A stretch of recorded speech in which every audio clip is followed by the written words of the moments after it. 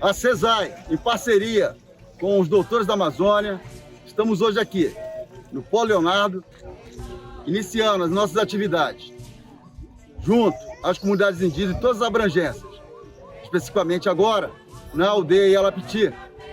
Vai trazer saúde bucal, a medicina eletiva, tão importante para a nossa comunidade indígena da abrangência. Além disso, estamos trazendo cidadania, porque estamos valorizando as ações dentro do próprio território indígena, onde eles são os próprios donos. Juntos somos mais fortes.